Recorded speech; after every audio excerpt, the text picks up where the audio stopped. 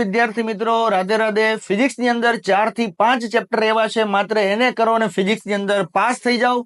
તો એ ચેપ્ટર આપણે લઈને આવી ચૂક્યા છીએ. જે ચેપ્ટર રહેવાનું છે આપણે કયું? ચેપ્ટર નંબર 10, તરંગ પ્રકાશ શાસ્ત્ર. તો જોઈ લઈએ કઈ રીતે પૂછાય છે અને તેના આઈએમપી સવાલો. ચેપ્ટર નંબર 10, તરંગ પ્રકાશ શાસ્ત્ર, જેની અંદર બ્લુપ્રિન્ટ રહેવાની છે. 2 માર્ક્સના MCQ, 2 માર્ક્સનો એક સવાલ અથવા તો દાખલો, 3 માર્ક્સનો સવાલ અથવા તો દાખલો, અને ક્યારેક 4 માર્ક્સનો એક સવાલ અથવા તો દાખલો પૂછાય. એટલે કે આ ચેપ્ટર 7 અથવા તો 11 માર્ક્સનું છે. એની અંદર પહેલો સવાલ છે હાઇગેન્સનો સિદ્ધાંત લખી તરંગાગ્ર સમજાવો. બીજો સવાલ સમતલ તરંગાગ્રનું વક્રીભવન. ત્રીજો સવાલ સ્થિત વ્યતિકરણ માટે યંગનું સૂત્ર મેળવો. ચોથો સવાલ એક સ્લિટથી થતું વિવર્તન સમજાવો. પાંચમો સહાયક વ્યતિકરણ અને વિનાશક વ્યતિકરણની શરતો મેળવો.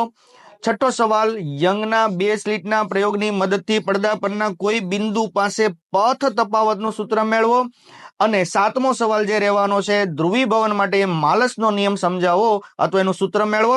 ઉદાહરણનો દાખલો અહીંયા છે અને સ્વાધ્યાયના દાખલાના નંબર અહીંયા આપેલા છે, તો આ ફરજિયાત કરી લેવા.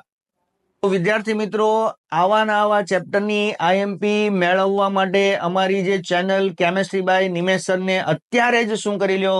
ફોલો કરી લ્યો, લાઈક કરો અને બીજા તમારા ફ્રેન્ડ સાથે શેર કરો.